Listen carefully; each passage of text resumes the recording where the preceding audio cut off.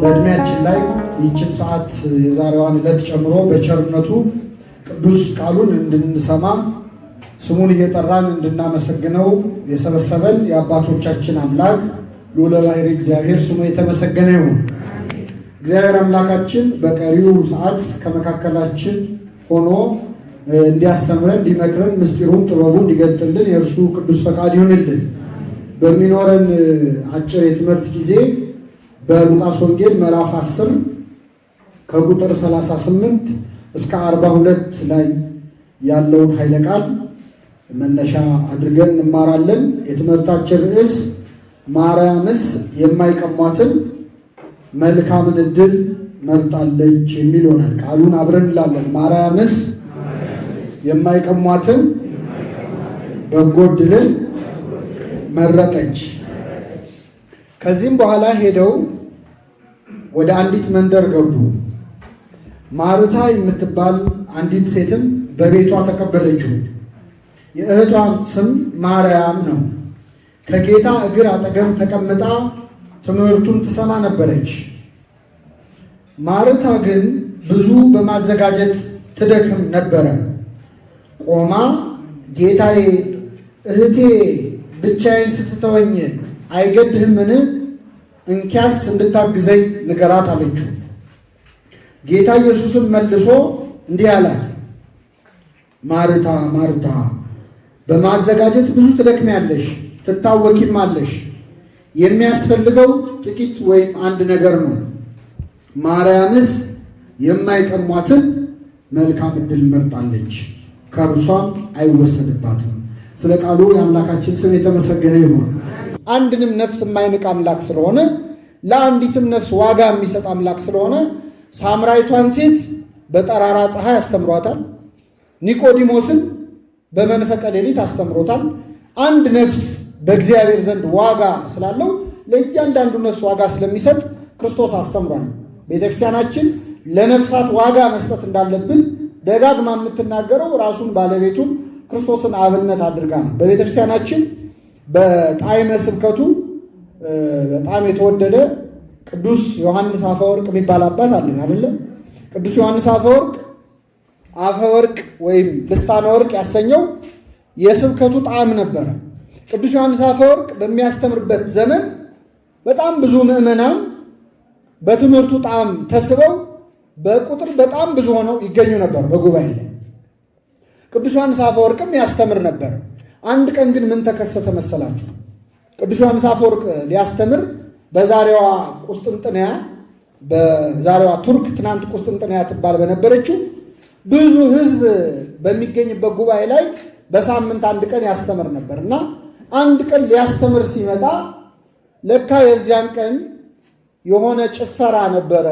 ሰው ሁሉ የሚፈልገው የጣዖት በዓል የሚከበርበት፣ ሰው ዘፈን ለማየት ጨዋታ ለማየት ግልብጥ ብሎ ሄዶ ቅዱስ ዮሐንስ አፈወርቅ ለማስተማር ሲመጣ ሊማር የመጣው ሰው አንድ ሰው ብቻ። ስንት ሰው? አሁን ዛሬ አንድ ሰው ቢኖር ጉባኤ እናደርጋለን? እኔም ልጣላ እችላለሁ። ለአንድ ሰው ነው እንደ ወይ በስልክ አታገናኙኝም እንዴ ልል ይችላል። ቅዱስ ዮሐንስ አፈወርቅ ሲመጣ ሊቀ ጳጳስ ነው፣ እግዚአብሔር ያሳያች፣ ፓትርያርክ ነው። አንድ ሰው ነው ቁጭ ያለው ሊማር። ቅዱስ ዮሐንስ አፈወርቅ ለረጅም ሰዓት ቆሞ አስተማረው። ለዛ ሰው ሌላ ቀን ካስተማረው የበለጠ ጥዑም ትምህርት አስተማረው። በኋላ ዝናውን የሰሙ ሰዎች ግራ ገባቸው። እንደ አባታችን ምን ነክቶ ነው ለአንድ ሰው እንደው ይሄን ያህል የምትደክመው ሲሉት፣ አይ ክርስቶስ እኮ የሞተው ለዚህም ሰውዬ ጭምር ነው አለ። ነው አይደል? ሁለተኛ ይመስላችኋል እንጂ ሌላም ቀን የሚመጣው ይሄ ሰውዬ ብቻ ነበር። ሌላ ቀን ከልባቸው ቢመጡ ኖሮ ዛሬ ለጭፈራ ብለው ምን አይሉም ነበር። እግዚአብሔር ከልባችን ለመምጣት ይርዳል። አንድ ነፍስ ዋጋ አላት የላትም? አሁን እኛ ጉባኤ የምንለው ህዝቡ ግጥም ሲል ነው አይደል? እንደው ልልታው ሲል አቤት የዛሬው ጉባኤ ነው። ሰው አነስ ሲል ደግሞ ጉባኤ የማይመስለን ሰው የለም እኮ እንላለን። አንድም ነፍስ ግን ዋጋ አላት በእግዚአብሔር ዘንድ። ክርስቶስ ለአንድ ነፍስ ዋጋ ይሰጣል። አሁን በጠቀስኩላችሁ በሉቃስ ምዕራፍ 10 ላይ አንድ ቤተሰብ ለማስተማር ነው ክርስቶስ እስከ ቢታንያ ድረስ ሄደው። አምላካችን ሊያስተምር በዚያ ቤት ገባ። ሲገባ እህትማማቾች ማርያምና ማርታ የተባሉ እህትማማቾች ነበሩ። እነዚህ እህትማማቾች ክርስቶስ ከቤታቸው ሲመጣ መስተንግዶ ሊያደርጉ የሞከሩት ጥሩ መስሎ በታያቸው መንገድ ነው። ማርያም ከክርስቶስ እግር ስር ቁጭ ብላ ቃሉን ምን ትል ነበር? ትማር ነበር። ማርታ ደግሞ ለክርስቶስ የሚያስፈልገውን ምግብ ለማዘጋጀት ጓዳ ትል ነበር። ከሁለቱ ጥሩ ያደረገው ማን ነው? እስቲ መልሱ። ማርያም ነች ወይስ ማርታ? ማርያም ነች። ቃሉን መስማት ይበልጣል አይደል? ማለታችሁ ጥሩ ነው። ግን እስቲ እንደው እውነቱን እንነጋገርና ቤት እንግዳ ሲመጣ ሁለት ሴት እህትማማቾች ቢኖሩ ከእንግዳው ጋር ሄዳ ቁጭ የምትለውን ነው የምናመሰግነው ወይስ ጓዳ ገብታ የምትሰራው?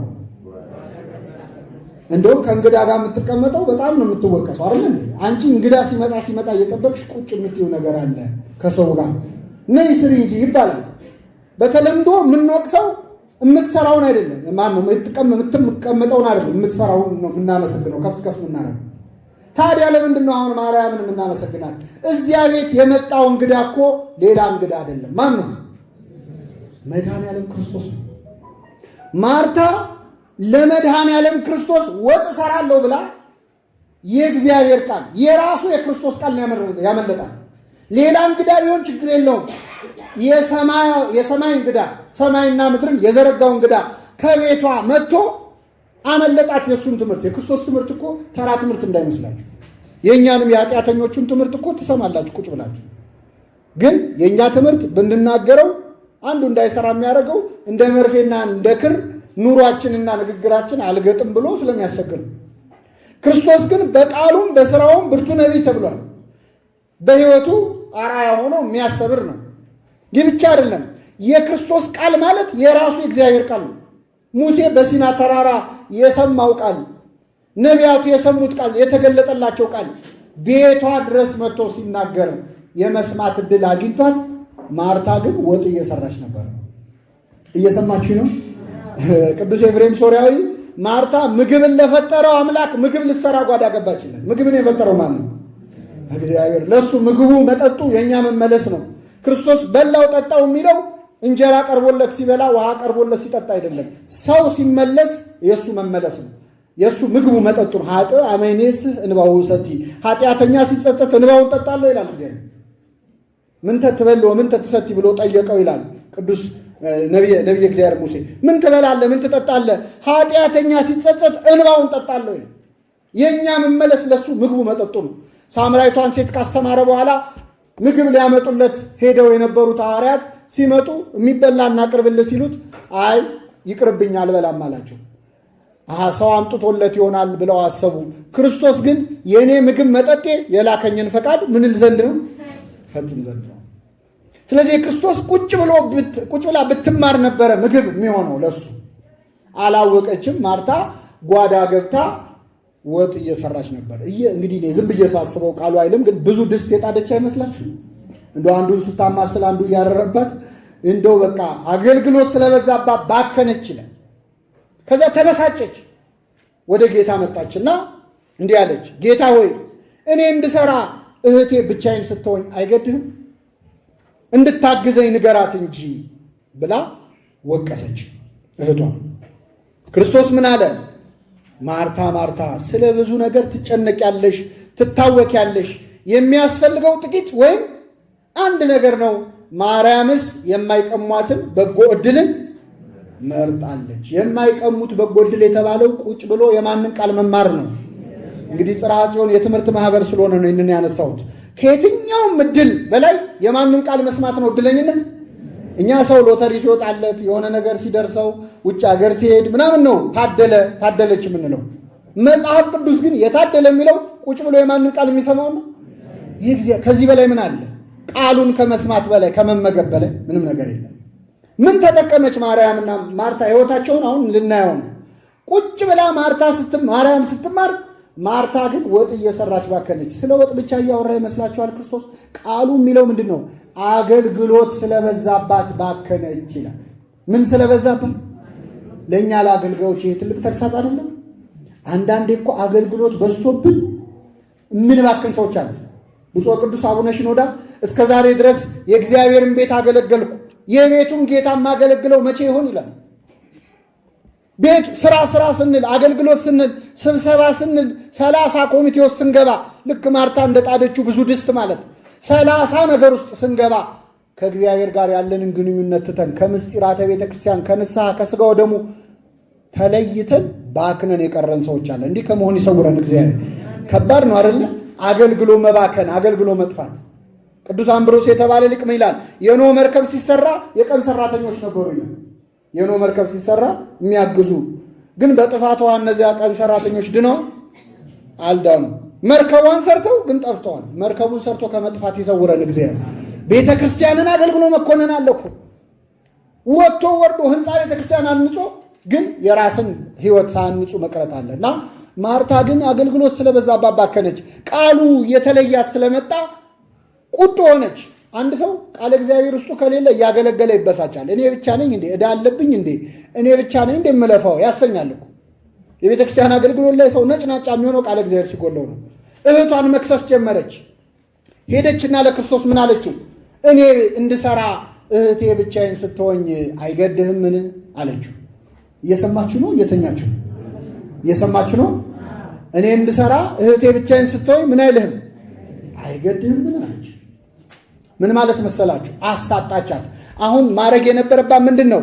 እህቷን ጠርታ ነይ እንጂ አግዥኝ እንጂ እኔ ብቻዬን ስሰራ ትንሽ አይከብድሽም ብላ በቀጥታ ነበር መናገር ያለባት። እህቷን መንገር ሲገባት እህቷን ትታ ለማን ከሰሰቻት? ሰው ቃለ እግዚአብሔር ሲጎለው አሽሙረኛ ይሆናል። በቀጥታ መናገር ይተውና በጎን መናገር ይጀምራል። ቀጥታ አሁን አንዳንድ ሰው በቀጥታ ጠርቶ ምን ነው እንዲያታረግም ማለት እየቻለ ስብሰባ ጠብቆ የሚናገር ሰዋል። አንዳንድ ሰዎች አሉ ይላል ልጁ ነው ትቱ እንደው ቀጥታ ተናጋሪዎች ያርገን አምላካችን። ቃለ እግዚአብሔር ሲጎል በአግቦ መናገር በአሽሙር መናገር ትጀምራል። እህቷን ከሰሰቻት። ልብ አድርጉ። ማርያም ግን ምን ተጠቀመች ካላችሁ መታ እህቷ ስትከሳት እኔ እንዳንቺ ወጥ መስራት አቅቶ የመሰለሽ ወይ ቃለ እግዚአብሔር ይበልጣል ብዬ ነው እንጂ ብላለች አላለች። አንድም ቃል አልተነፈሰችም። ዝም ምን ያለችው ሰው ቃለ እግዚአብሔር ልቡን ሲሞላው ቢሰድቡት ራሱ አይሰማው። ምናልባት እንደው በሆዱ አንጀቷ እያረረ እንደው ክርስቶስ ፊት ላለመሳደብ ቆይ እሱ ሲሄድ ሰድባታለሁ ብላ አስባ ይሆን? አይደለም። አባ ሕርያቆስ ናጥሪ እንከ አርምሞ ትዕግስተ ከመ ማርያም። እንግዲህ እንደ ማርያም አርምሞንና ትዕግስትን ገንዘብ እናድርግ። አርምሞ የአፍ ነው፣ ትዕግስት የልብ ነው። አፏ ብቻ አይደለም ዝም ያለው ልቧም ጭምር ዝም ብሎ ነበር። ምንድን ነው ልቧን ጸጥ ያደረገው? የማንን ቃል እየሰማች ስለሆነ። ቃለ እግዚአብሔር ውስጥ ሲገባ ቢሰድቡ አይሰማ። እግርህን ጦር እየወጋ ሌላ ዓለም ላይ ነህ። እንደ ቅዱስ ያሬድ እንደ ቀዳሜ ሰማዕት ቅዱስ እስጢፋኖስ በድንጋይ ስትወገር ገለባ ይመስልሃል፣ አይታወቅም። ማርያም የለችም ነበር። እህቷ ቆማ ወገቧን ይዛ ተከሳታለች። እሷ ግን ቃሉን ሰምታ ተመስጣ ከዚያ ቤት ወጥታ ሌላ ዓለም ላይ ነው ያለችው። የማርያምን በጎ ዕድል ለሁላችን ያድለን። ምን ተጠቀሙ የሚለውን ሁለት ቦታ እዚሁ ወንጌል ላይ ሁለት ቦታ እንመልከትና እናጠቃላለን። ክርስቶስ ድጋሚ ወደ ማርያምና ወደ ማርታ ቤት ተመልሶ መጣ። መቼ ነው የመጣው? ለለቅሶ ነበረ። ማን ሞቶ? አልዓዛር ሞቶ። ክርስቶስ አልዓዛር በሞተ በስንት ቀኑ መጣ? በ4 ቀኑ መጣ። በ4 ቀኑ ሲመጣ እንግዲህ እስራኤላውያን ልክ እንደኛ ወይ ድንኳን ይደኩናሉ፣ አለዚያም ምኩራብ ውስጥ ነው ለቅሶ የሚያደርጉት። ተሰብስቦ ልክ ባህላችን አንድ አይነት ነው፣ እኛም ከነሱ ስለወሰድ ነው ማለት ነው። እና ማርያምና ማርታ ለቅሶ ተቀምጠዋል። ከኢየሩሳሌምም ከሩቅ አገርም ዘመድ አዝማድ ሁሉ የአልዓዛርን ለቅሶ ሊደርስ ተሰብስቧል። ክርስቶስ በ4ኛው ቀን ልክ ሲደርስ ይላል ማርታ በውጭ ተቀበለችው ይላል። ቤት ተቀበለችው። በቃ ማርታ አትቀመጥም እንደነገርኳችሁ። ክርስቶስ ቤታቸውን ሲመጣ ልታስተናግድ ነበር አይደል? አሁንም ውጭ ተቀበለችው። ክርስቶስን ስታገኘው ምን አለች? ጌታ ሆይ አንተ በዚህ ኖረ ቢሆን ኖሮ ወንድሜ አይሞትም ነበር። አሁን ለክርስቶስ አንተ በዚህ ኖረ ቢሆን ኖሮ ይባላል? እሱ የሌለበት ቦታ አለ? የለም። በዓለም የመላ አምላክ ነው አይደል? አንተ በዚህ አሁን አንዳንዴ ሰው ሲሞትብን እንዲህ አድርጌለት እኮ ቢሆን ኖሮ አይሞትም ነበር፣ እንዲህ ቢደረግ ኖሮ እንላለን። የሞትን ቀን የሚወስነው ማን ነው? እግዚአብሔር። አንቀይረው። የተቆረጠችዋን ቀን አንቀይራት። ግን እንዲህ ባረግ ኖሮ እንዲህ ቢሆን ኖሮ አንተ በዚህ ኖረህ ቢሆን ኖሮ ወንድሜ ባልሞተ ነበር ብላ አለቀሰች ማርታ። ክርስቶስ ምን አላት? ወንድምሽ ይነሳል አላት። ወንድምሽ ምን ይላል? ይነሳል ሲላት አዎ ጌታ ሆይ በትንሣኤ ዘጉባኤ ሁሉ ሲነሳ ለፍርድ ስትመጣ ወንድሜም እንደሚነሳ ምን እላለሁ? አምናለሁ አለችው። ክርስቶስ ምን አለ? ትንሣኤና ሕይወት እኔ ነኝ። በዕለተ ምጽአት መጥቼ ሙታንን ማስነሳው እኔ ራሴ አይደለሁኝ ወይ? ምጽአት ድረስ ምን አስጠበቀሽ? ትንሣኤውና ሕይወት እኮ እኔ ራሴ ነኝ። ይኸው እኔ ትንሣኤ እኔ ሕይወት አጠገብሽ እያለሁ ምጽአትን ምን አስጠበቀሽ? ወንድምሽ ይነሳል፣ አሁን አስነሳዋለሁ። ይህንን ታምኛለሽ አላት። ሲላት ማርታ ምን አለች መሰላችሁ? የእግዚአብሔር ልጅ እንደሆንክ አምናለሁ አለች። ከኔ ጋር ናችሁ? የጠየቃት ምንድን ነው? የእግዚአብሔር ልጅ መሆኔን ታምኛለሽ ነው ያላት። ምንድን ነው የጠየቃት? እንደማስነሳው ምንድን ነው የመለሰችው? የእግዚአብሔር ልጅ ነህ ላለ ሰው እኮ ክርስቶስ ምን ሲል ሰምተናል? ጴጥሮስን የሕያው እግዚአብሔር ልጅ ነህ ሲለው ምን አለው? አንተ አለት ነህ፣ በዚህች አለት ላይ ቤተክርስቲያንን። ማርታን ግን አላመሰገናትም። ለምን መሰላችሁ? የእግዚአብሔር ልጅ ነው ያለችው የእግዚአብሔር ልጅነቱን ለመመስከር ብላ ሳይሆን ትንሣኤውን ምን ስላላለች ነው። እንደማስነሳው ታምኛለሽ ሲላት የእግዚአብሔር ልጅ እንደሆንክ አምናለሁ።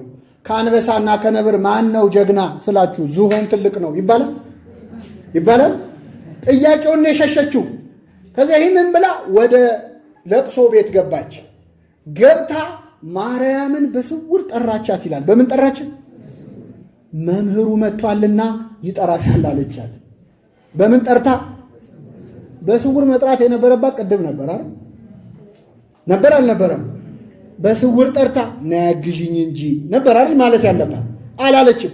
አሁን በስውር ጠራቻት። ለምን በስውር ጠራቻት መሰላችሁ? እዚያ ቤት በጣም ብዙ ጸሐፍት ፈሪሳውያን ለቅሶ ሊደርሱ መጥተዋል። ክርስቶስን የሚጠሉ ሰዎች ተሰብስበዋል። ስለዚህ የእሱ ተከታዮች ናቸው ብለው እንዳይቀየሟቸው በክርስቶስ አፈረችበት። የእሱ ተማሪ መሆን ፈራች። ስለዚህ ማርያምን በምን ጠራቻት ይላል? በስውር ጠራቻት። መምህሩ መጥቷል ስትላት ግን ማርያም አልቻለችም። ብር ብላ ከለቅሶ ቤቱ ተነሳች።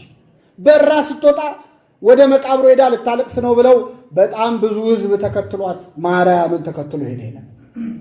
ወደ ክርስቶስ መጣች፣ እግሩ ስር ወደቀች፣ አለቀሰች። እንደ አዲስ ቀብር የሆነ ያህል እንደ አዲስ ሁሉም አለቀሰ። ክርስቶስ ሰው ሁሉ ሲያለቅስ ሲያይ በመንፈሱ ታወከ፣ እንባውንም አፈሰሰ፣ አለቀሰ ይላል። ለአልዓዛር ብሎ አለቀሰ ክርስቶስ። ከኔ ጋር ናችሁ? አሁን ክርስቶስ አልዓዛርን ከጥቂት ደቂቃ በኋላ ከሞት ያስነሳዋል? ያስነሳው? እንደሚያስነሳው እያወቀ ግን ምን አለ? አለቀሰ። ቤተክርስቲያናችን ሰው ሲሞትባቸው አታልቅሱ አትልም። እናለቅሳለን። እንኳን እኛ የማናስነሳው ደካሞቹ ቀርቶ ማስነሳት የሚቻለው ክርስቶስ ራሱ ምን ብሏል? አልቅሷል። አለቀሰ፣ እንባውን አፈሰሰ።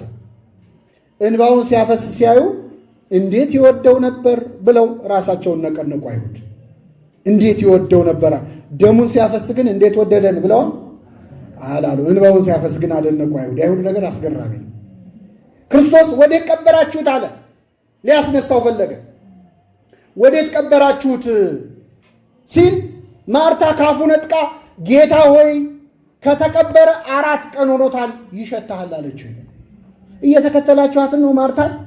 ቃለ እግዚአብሔር የጎደለው ሰው ይሸታሃል የሚል ቃል ካፉ አይጠፋም። ክርስቶስ ሊያስነሳው ያለውን ሰው ይሸታሃል ትላለች። ብታምኝ የእግዚአብሔርን ክብር እንድታይ አልነገርኩሽምን ብሎ ገሰጻት። ክርስቶስ ይሸታሃል ማለት ምን መሰላችሁ? ክርስቶስ በመዋዕለ ሥጋዌው ሙት ብዙ አስነስቷል ማለት በተለይ በዕለተ ዓርብ አስነስቷል።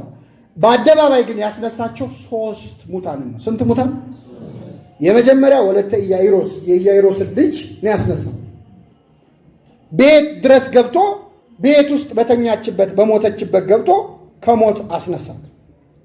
ሁለተኛው የአንዲት መበለት ልጅ ታዳጊ ልጅ ገና በ10ዎቹ ዕድሜ ያለ ልጅ ሞቶ ሊቀብሩ ተሸክመው ሲሄዱ መንገድ ላይ ሰው እያለቀሰ እናቱ ከኋላ እየተከተለች ስታለቅስ ክርስቶስ ከመንገድ አስቁሞ የሞተውን ልጅ አስነሳው። እያለቀሰ የመጣው ሕዝብ እየዘመረ ተመለሰ። ስሙ የተመሰገነ ይሁን። 3ኛ ያስነሳው መቼ ነው? በስንት ቀኑ? በ4 ቀኑ። አሁን ክርስቶስ ሙታንን መርጦ በዚህ መንገድ ያስነሳበት መንገድ ለእኛ ለኃጢአተኞቹ መጽናኛ ነው። ምዕመናን፣ ሞት የሚባለው የሥጋ ሞት አይደለም። እስመ ሞታ ለነፍስ ርሂቅም እግዚአብሔር። የነፍስ ሞት ኃጢአት ነው ምዕመናን፣ ከእግዚአብሔር መራቅ ነው። እኛ እያንዳንዳችን በኃጢአት እንሞታለን። በንስሐ ያስነሳናል እግዚአብሔር፣ ሁላችንን ያስነሳል። ስለዚህ አሟሟታችን እንዴት ነው? የመጀመሪያዋን ልጅ ያስነሳት የት ድረስ ገብቶ ነው አልኳቸው? ቤት ውስጥ በሞተችበት ማለት ቤተ ክርስቲያን ውስጥ ሆነን የሞትን ሰዎች አለን የለንም? አለን። እያስቀደስን እያወደስን እያገለገልን እየዘመርን ቤት ውስጥ ነን፣ ግን ሞተናል። ስም አለህ ሞተህማል ይላል ዮሐንስ ራእይ። ክርስቲያን ተብለናል፣ ግን ሞተናል። ቤት ውስጥ ሆነን ቤተ ክርስቲያን ውስጥ ሆነን የሞትነውን ሰዎች በቸርነቱ ከኃጢአታችን ያስነሳል። ሁለተኛ ሊቀብሩ ይዘውት ሊወጡ አይደለ? ይሄ ደግሞ ከቤተ ክርስቲያን ወጥቶ ጨርሶ ሊጠፋ መንገድ የጀመረ ሰው አለ። መንገድ ላይ እየተለቀሰለት ያለ አይ እሱማ እኮ ተበላሸ እየተባለ ያለ ወደ ኃጢአት፣ ወደ ሱስ፣ ወደ ዝሙት፣ ወደ አመንዝራነት፣ ወደ ክደት መንገድ የጀመረ ሰው አለ። እናቱ ከኋላ ተከትለው ታለቅስ ነበር የተባለችው ቅድስት ቤተ ክርስቲያን ነች። አረ ልጅ የተመለስ እያለች ከቤተ ክርስቲያን ስንወጣ ቤተ ክርስቲያን እያለቀሰች ትከተለናለች። ክርስቶስ ከመንገድ አስቁሞ አስነሳው። ሊወጡ መንገድ የጀመሩትን በቸርነቱ እንደዚህ ይመልሳቸው። ሶስተኛው ስንት ቀን የሆነው? ይሄ ደግሞ ኃጢአት ተቆጣጥሮት ከሞተ ቆይቶ የሸተተ የተበላሸ ተስፋ የሌለው ኃጢአተኛ የሚባል አለ በሰው አይን ማለት 4 ቀን የሆነው የፈረሰ የበሰበሰ ክርስቶስ መቃብሩን ክፈቱት አለ። ማርታ ይሸትሃል አለች።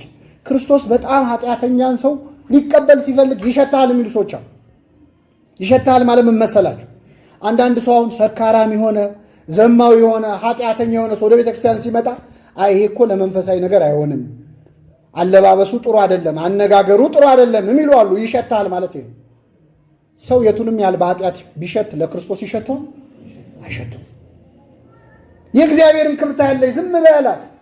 አልዓዛር ውጣ ብሎ ጠራው። ማን ብሎ ጠራው? አልዓዛር። ሰው ከሞተ በኋላ በስሙ ይጠራል? ሬሳው ወጣ ነው አይደል የሚባለው? ትንሽ የተማረ ሰው አስከሬን ይላል፣ ግን ዞሮ በስሙ አንጠራውም። የምንወደው አባዬ እማዬ እንኳን አንለውም። እግዚአብሔር ያሳያቸው። በሞተ በጥቂት ደቂቃ ውስጥ ኮንፈራዋለን አይደል? ሬሳው ይባላል። ኧረ ብቻዬን እኔ ከሱ ጋር አልሆንም ይባል። ክርስቶስ ግን አልዓዛር ብሎ ጠራው፣ ሬሳው አላለው። ሌላውን ሰው ሌላው ብሎ አይጠራውም፣ በስሙ ነው የሚጠራው። ዘማዊውን ዘማዊው አይለውም፣ በስሙ ነው የሚጠራው። ሰዎች ሬሳ ሲሉ በኃጢአት ሲጠሩ፣ ክርስቶስ ግን በስም ይጠራል። ሁላችንም በቸርነቱ ይጥራል። አልዓዛር ወጣ። ይገርማቸዋል። ከነመግነዙ ተጠምጥሞ ወጣ። ፍቱለት፣ ፍቱትና ሂድ አለ። እኛንም በኃጢአት ተገንዘን ስንወጣ አባቶቻችንን ካህናትን ፍቱት ይላቸዋል። ከኃጢአት ማሰሪያ ማን ይፍታ ይላሉ? ሁላችንን ይፍታል። ፍቱታል። የሚገርማችሁ እዚህ ላይ የሰው ነገር የሚገርማችሁ አልዓዛር ልክ ከተፈታለት በኋላ መግነዙ ሰዎች ሄዱና ደገፉት ይላል እንዳያዞረው። እየሰማችሁ ክርስቶስ ከሞት አስነስቶት ምናልባት እንደው አዙሮ ቢደፋውስ ብሎ ያዙት። ይሄ ማለት ምን መሰላችሁ? ከኃጢአት በንስሐ ከተመለስክም በኋላ ሰዎች አያምኑህም። ሊይዙ ሊደግፉ። የሰው ድጋፍ አያስፈልግም። ማን ቢደግፈን ይሻላል? ተዉት አለ ክርስቶስ። ተዉት፣ ከሞት ካስነሳሁት በኋላ ኃይል ሰጥቼዋለሁ፣ ስለዚህ ተዉታል። አልዓዛርና የመጨረሻው ማርያምና ማርታን የምታገኟቸው እዚሁ ዮሐንስ ወንጌል ምዕራፍ 12 ላይ ክርስቶስ ለሶስተኛ ጊዜ ቢታንያ መጣ። ለስንተኛ ጊዜ የመጣው? ግን እነ ማርያምና እነ ማርታ ጋር አይደለም። መጀመሪያ ቤታቸው ተስተናገደ። ሁለተኛ ለቅሶ ሊደርስ መጥቶ አስነስቶ ተመለሰ። ሶስተኛ ግን የነሱ ጎረቤት የሆነ ስምዖን የተባለ ለምጻም ሰው ኃጢአተኛ ሰው ቤት ተጋብዞ ክርስቶስ ተገኘ። በዚያን ቀን ብዙ ስራ ሰርቷል። ብዙ ኃጢአተኞችን ተቀብሏል። ባለ ሽቶዋ ማርያም የምትባላለች አይደለ? ማርያምን ተእፍረት እግሩ ስር ሽቶ አፍሳ አልቅሳ ንስሐ ገብታ ድናለች። እዚያ ቤት ውስጥ ይገርማችኋል፣ ማርታም ነበረች። ምን እያደረገች ነበር ካላችሁ፣ እያስተናገደች ነበር። እያስተናገደች ዝም ብሎ ማስተናገድ የሚወድ ሰው አለ አይደለ? ቁጭ ብሎ የማይማር ንስሐ የማይገባ። በእርግጥ ቅድስት ማርታ በኋላ እስከ ሰማዕትነት ደርሳለች፣ በረከቷ አይደርብን። ወንጌል ላይ በተጻፈው ግን ካያችሁት መቼ ነው እኛ ሕይወታችንን እንደ ማርታ ከመሆን እንደ ማርያም ከክርስቶስ ጋር መሆንን ቀድሚያ የምንሰጠው፣ የማይመርጡንን ዕድል የምንሰጠው የሚያሰኝ ታሪክ ነውና እግዚአብሔር አምላካችን እንደ ማርያም ከክርስቶስ እግር ስር ቁጭ ብለን ዋጋ የምናገኝበትን መንፈሳዊ ትጋት ለሁላችን ያድለን። የሰማነው በልቡናችን ያሳድርብን።